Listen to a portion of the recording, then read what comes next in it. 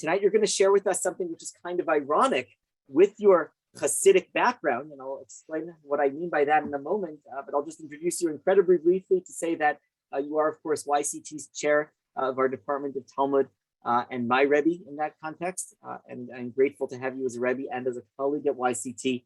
Your learning has spanned both brisk and Hasidic yeshivot throughout the world, primarily in Israel, of course, and the United States. You've taught in the modern Orthodox community at Ma'ayanot in Teaneck, and of course, for the last 20 years at YCT. And you're someone who brings a devotion to our students, to our alumni, and to our greater audience of our Torah around the world, as we're seeing tonight, literally around the world. And it's that Torah that brings us together, that you're going to share some of which tonight with us. And the irony, of course, is that while you may be seen and stereotyped as the one who brings the Chassidut to the conversation, you're going to talk a little bit tonight about the non-Hasidic, the Misnagdish aspects of Ukrainian Jewish community and Ukrainian Torah. So if you could speak to that a little bit, I don't know anything about it, so I'm kind of excited to learn from you in the next 20 minutes that we have with you right now. Thank you for being here. Sure. Good evening, and thank you, Rabbi Berman, for the introduction. Just apropos of your point, when Rabbi Linzer mentioned that we wanted to do an evening on Lviv, and he said to me, would you talk about the Hasidic rabbis? And that was right after I saw Dr. Heschel's post on Facebook about Ukrainian Hasidic rabbis. And I told Rabbi Linzer, I have someone much better than me that can talk about the Hasidic rabbis, Dr. Heschel. And if she is doing the Hasidim, then I'll do the non-Hasidim. Because true, I did grow up Hasidic, but I have an affinity for non-Hasidim as well.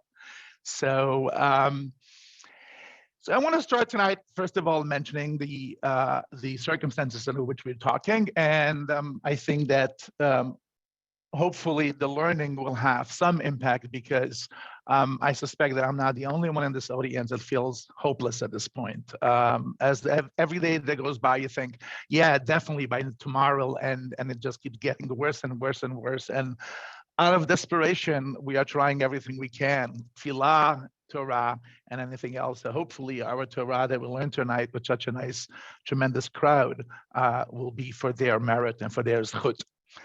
So, Rav Soloveitchik famously wrote a book, Ish HaHalacha, and the point that he makes in that book is that for the Ish HaHalacha, for the person of Halacha, very often the pot is not a pot, and the pan is not a pan, and the spoon is not a spoon. When he sees a pot, he thinks about kashrut. When he sees a spoon, he thinks about steering on Shabbos, and so on and so forth. Having not grown up in Brisk, having not grown up at YU, I didn't really connect with this thesis so much in the past. But somehow something happened during this war that somehow I started thinking, maybe I am that person. Because every night when I would watch the news and they would talk about various cities, they would talk about Kiev, I would think about the war in Ukraine. They would talk about Mariupol, I would think about the war in Ukraine. I would think that they would talk about Kharkov, and I would think about the war in Ukraine. But any time when Lviv would come up, immediately I'd run to someone, a tremendous Torah scholar from Lviv, also known as Lviv. And perhaps I am that Ish HaHalacha. And when I hear a town that I associate with Torah scholarship, I somehow get sidetracked, and instead of thinking of the current events, I get taken back to hundreds and hundreds of years back. So in response to Rabbi Berman's question, are there non-Hasidic scholars in the Ukraine? There are tens, if not hundreds, of non-Hasidic scholars that lived in Ukraine that impacted the discussion of halacha and learning. But I'm going to talk tonight about one person in particular who most probably is one of the most important scholars, but paradoxically, because he has produced so much, so few people know about it, right? He has produced so much that it's almost impossible to comprehend his oeuvre, his production, that not very many people know about it. So, who I'm going to talk about tonight is the Shoel Imeshiv. That's the name of his main book. He's written tens of books, but his main book is Shoel Imeshiv. His name is Rabbi Yosef Shaul Nathansohn. And I hope also that tonight's learning will be in his memory. He unfortunately did not have children, so his only memory, his only Yerusha is his Torah. So in the 20 minutes allotted, what I thought I'll do is I'll share with you a little bit about his biography, and then perhaps a few things that he is important and famous for. So this is his volumes. I'll talk a little bit later. He wrote 27 volumes of responsa. I'm repeating again, 27 volumes of responsa. We don't have a picture of him, but I know this is a little bit hard to read. This is his signature. He signs Yosef Shaol Halevi Nathansohn Av Bezn Lvov Vahaglil. Right, so he was the chief rabbi of Lviv. At the time it was called Lviv, and other times it was called Lemberg, and also the surrounding cities. We do have his English signature. I couldn't identify the context, but this is his English signature. So, in terms of his biography, he was born in 1808 in Galicia. He was born in Galicia, and he was homeschooled. Both his parents taught him each in their own way. His father was also a scholar, so his father was probably taught him most of the Torah, but he was homeschooled. We don't know of any school or yeshiva that he went to. He got married very young, as is typical, not as young as Reb Nachman. He waited for 3 years. He was an older bacher. He got married when he was 16 to Sarah Edel Ettinger from Lviv. And that what brought him to Lviv, because the Kala, his wife, was from Lviv. When they married, he moved to Lviv. He has an interesting discussion that I thought I'm going to share, and I apologize for not having English translations. I'm going to translate as I go along. He talks about how during her Shiva, when he was sitting Shiva for his wife, because he eventually married a second time, he had a whole discussion about a fascinating midrash that HaKadosh Baruch Hu, that God set Shiva before the Mabul. And that leads into a discussion that can you sit Shiva, can you mourn before someone is deceased when they know they're suffering so much? And obviously the relevance to our time is very, very obvious in terms of what does it mean to mourn when we see destruction, when we see loss, and what that means. He gets married at 16.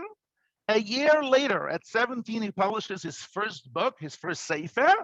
And what's interesting and noteworthy about him is that he developed this incredibly beautiful relationship with his brother-in-law, his wife's brother, and who is 6 years older than him. And they published multiple books together. Ever since I decided to share with you a little bit about him, I've been searching in Jewish history if we know of any other example of people writing books jointly. If anybody knows an example, please put it in the chat. As far as I can tell, he is the only person ever to write multiple books, actually, jointly with another author. And I tried oftentimes to imagine exactly what even does it look like? What does it mean when you sit together? So you write one chapter and you write another chapter, or do they? It's a fascinating phenomenon that needs a lot of research and figuring out what exactly does it mean when you write a book together with another person. Like I said, his magnum opus is the Shaul HaMeshiv 27 volumes, which is a total of 2,678 tshuvot, 78 responsa, which we have extant in those 27 volumes. And somehow his name spreads all over the world. He gets questions from Europe. He gets questions from outside Europe. People send him letters and inquiries from Jerusalem, from Tiberia, from Algeria, from Calcutta, from New York. His name spreads very fast. And again, this is TikTok, Twitter, social media. Somehow his name gets around and people turn to him from all over the place. I just thought to pick one example of a letter that he addresses to someone, and he writes, this is to Reb Shlomo Gig, who lives in Constantine, which is near Algiers in Africa, which belongs to France. So there's a little cognition, there's a little awareness of, basic superficial history. When he moves to Lviv for a long time, he's only the head of the yeshiva. He doesn't take on the position of the rabbinate. We'll see later what happens later. And then his first wife dies, as I said, and then he marries his second wife. In 1858, he marries his second wife, Shifra Bana. And thank God for history and for the opening of the former Soviet Union, we now have access to a lot of documents and records that we did not have access to. We have the marriage registration of the couple. And it reveals something that I think until now was not known, something that probably will be anathema and foreign for some of us. So here's the little register of the wedding to his second wife. He, Rabbi Yosef, the Chatan, the groom is the son of Nathansohn. She, the Kala, is getting married. Her name is Shifra Borstein. And the marriage was recorded at 1858, and it's also registered at 1858. The town of record is Lviv, and so on and so forth. They have the address where the couple lived, 18524. I don't know what that means. And apparently every family had a number, so they have the number. But here's the interesting thing, which I don't know that we knew before. The age difference is significant, right? The age difference is almost 24-year age difference. The Chatan, Rabbi Ysoscher, is 51, and she is 26. She comes from Zlochev, and she was widowed. And again, it is odd. I don't know how odd it was at the time. I will say, though, that because he did not have kids with his first wife, perhaps he was looking to start a family with a second wife. Perhaps that explains the age discrepancy. I don't know. We do know that it was a very beautiful marriage. In fact, she came from a very wealthy family, and she insisted that he should not take a salary from the community because she had sufficient funds to support him. And in fact, when he dies, she is the one who sponsors the publication of all his books, his wife, Shifra Bana. Eventually, at 1853, he does get the job of the rabbinate in Lviv. He becomes the rabbi in Lviv, which is a very, very, respectful position. Before him, the rabbi in Lviv was the Bnei Yehoshua, the Taz, the Chacham Tzvi, very important names. And as we saw before, he's not just the rabbi of Lviv itself, he's also the rabbi of the surrounding communities. And I can't go through the list, but there was tons of shtiblach, tons of little shuls in this in Lviv and the neighborhood. I mean, I'll just walk through a few of them. There's a shul in the town. There's a shul outside of the town. There's a shul for the people who are setting aside time for learning. There's a shul for those who are more involved in tzedakah. There's a shul for the Leviim. There's a shul for the Shomrei Shabbat. There's a shul for the teachers. There's a shul for the woodworkers. There's a shul for the Mitzapim Yeshua. I don't even know what that means. The people who wait for Mashiach, as opposed to the rest of them who don't wait for Mashiach. Anyway, there's a tremendous, vibrant Jewish life in Lviv at the time. As I mentioned before, he unfortunately dies and doesn't leave a family. He never had children, either with his first wife nor with his second wife. And as I said, he died at 1875. So that's a brief biography. His death makes it all the way to New York. The Jewish Messenger of May 14, 1875, writes an obituary of Joseph Nathansohn. So it's interesting. We're talking about middle 19th century, and somehow he is so well known that his death reaches all the way to New York. I mean, the obituary is basically a repeat of most of what I told you, but I thought that I would share with you the last line where my cursor is. He died on March 8th with amen on his lips. I don't know what that means. I don't even know where they got it from, but that's kind of what they add after talking about all the amazing things that he did. I mentioned right before, I should say also, the office of rabbi, he felt almost without pay, merely receiving a small contribution for rent, because as I said, he married wealthy and his wife was able to support him. So that's kind of a brief biography of Rabbi Ysoscher Katz. Here is just a cover of the book that he published together with his brother-in-law. Like I said, very rare. And it says, this book was published by the two very well-known rabbis. They're sharp and they're knowledgeable. As I said, this brother-in-law is 6 years older than him, and this will be important soon. So first he mentions his brother-in-law's name, Mordechai Zev, and then his name, Yosef Shaul. And they published, like I said, multiple books together. Okay, so Obviously, someone who publishes 2,500 tshuvot is very prolific and very comprehensive. It'll be impossible to really cover his entire oeuvre or even much of his oeuvre in the next 10 minutes, but I thought I'll pick 2-3 examples of things that we can learn from him that are relevant. So on the one hand, he was very opposed to change. Apropos of Rabbi Berman's question of were there non-Hasidim in Ukraine, actually in Lviv there were Hasidim and non-Hasidim, and Rabbi Ysoscher was angry at the Hasidim who lived in Lviv, and one of the things he was angry about is the question of wearing tefillin on Chol Hamoed, right? Because some of you might know that during the intermediate days of the holiday, Hasidim don't wear tefillin, and non-Hasidim very adamantly do wear tefillin. And he was so adamant about it, so that it's so funny that he writes, he said, again, I'm reading from the Hebrew now and translate, those who grew up in Minig Ashkenaz, Isur Gamur Levatel Mitzvah Tefillin B'Chol Hamoed. You cannot stop wearing tefillin in Chol Hamoed. Now, he wants to intimidate those who think about taking off their tefillin on Chol Hamoed. And what does he write? This is hilarious. He says, remember the debate between Rabbi Yaakov Emden and Rabbi Yonatan Eibeshitz, where Rabbi Yaakov Emden accused Eibeshitz of being a Sabbatian? One of the proofs they used to show that he was a Sabbatian? That he didn't wear tefillin on Chol Hamoed. So if you don't wear tefillin on Chol Hamoed, you might be suspecting of being a Sabbatian as well, right? He says, look, Rabbi Yonatan, they said about Rabbi Yonatan Eibeshitz, he doesn't wear tefillin on Chol Hamoed. He says, look,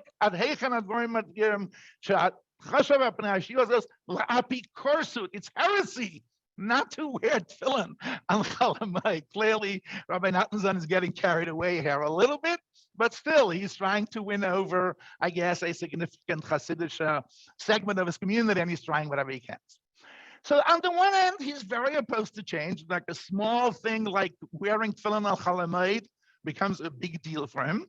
On the other hand, when the big debate about baking matzahs with machines, he ends up on the lenient side of the debate, right? This is one of the first machine matzahs. It doesn't look like much of a machine, but apparently this little contraption was introduced, and that split the Jewish community at the time. It split the Jewish community at the time between those who were opposed and those who thought it was okay. And Rabbi Nathansohn was on the side of the lenient side, who thought it was okay to use. Now, that's not just what's interesting about it. What's sad about it is that he and his brother-in-law ended up on opposite sides of the debate. And that's split apart that relationship, never to be fixed, never to be healed. Somebody ended up on opposite sides of the debate. And not only that, Rabbi Nathansohn took strong offense. He was really insulted about his brother-in-law not even consulting him. And when, to paraphrase Shakespeare, hell hath no fury as Rabbi Nathansohn crossed, because he really rips it into his brother-in-law. And he writes as follows. It's a little harsh. He says, Uma'od et paleh alav. I'm very surprised at my brother-in-law. Chacham gadol kamahui, a very smart and learned man. And pay attention to this. This is full of, insults and shtachs. Chacham gadol b'chachmas hapolitik, right? He's a very political man, my brother-in-law. Uma'urav ben habriel b'safayim sochkot. He smiles a lot, right? He knows how to kind of win favor with the congregants. And this one is so funny. I always laugh at this one. Ubemakot ahava alei hakatef lechol ish v'ish. Right? He pats people on the back, right? He knows how to kind of, hey, buddy, what's up, right? So he's this friendly guy. And then why all of a sudden, when it came to the question of using machine from matzot, he ended up on the opposite side. And not only did he prohibit the machine, but he came out against me. And here, Rabbi Nathansohn gets a little petty, interestingly enough. He paid me back badly for the good that I did to him. And it's a little insulting and petty, a little childish. The Elyon Hu Hayodea, God knows, Asher Rubei Torato, me many, most of the Torah that my brother-in-law has is from me. Now remember, this is a brother who was 6 years older than him. And he says, because as we all know, before we married, but man, nobody even knew about him. Only because of me. I told him how to be a scholar and all of that, and yet he ended up at the side of me. So anyway, this machine matzah became a big divide, not only in the Jewish community, but also in the Nathansohn family. Now, an interesting thing again about the complexity of Rabbi Nathansohn is that there was a strong religious reform community in Lviv at the time, and they had a preacher instead of a rabbi. They had a preacher, his name was Rabbi Shimon Schwabacher. And when Rabbi Nathansohn went to inspect the machine that makes the matzahs, he invited Rabbi Schwabacher to come along with him. So he had kind of an interesting, somewhat friendly relationship, even with the religious reform community. Now, this is the other thing. I don't know what it is. I think this is the right picture. Apparently, someone asked him about using an alarm clock that also puts on the lights. Like, this is the first Shabbos timer. So apparently, when the alarm goes on, the candle is lit. I don't know. I did some research. This is the best I can find. I don't know if this is a correct replica of that or not. But this looks like an alarm clock that has a candle on top. Maybe not. But the question was, can you use a timer on Shabbat, right? And to me, it was fascinating because we know that Rav Moshe Feinstein is one of the first ones to discuss timers. And Rav Moshe Feinstein says you cannot use a timer. And he also is opposed to using timers. Okay, in the interest of time, we'll skip this letter. His attitude towards Hasidim, quickly, right? So on the one hand, he quotes the Kedushat Levi. Again, if anybody wants the source sheet, I'll put it in the chat. I don't have time to go through that, but he quotes the Kedushat Levi of Rabbi Yitzchak of Berditchev, and this is just one of many examples. He quotes a lot of Hasidim. On the other hand, there's also a little bit of a disdain for Hasidim as well. So both are true. There is a side of him that admires the Hasidim, that respects them, but there's a side of him that does not have respect. And one example is very bold. Again, he was a bold person. So this comes in the middle of a response on some random topic in the tractate Bava Metzia. It really has nothing to do with Hasidut.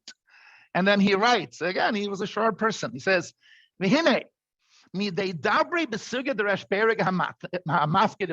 so while I'm talking about this topic, whatever the topic is, I thought I have to mention something that's really bothering him. What's bothering him?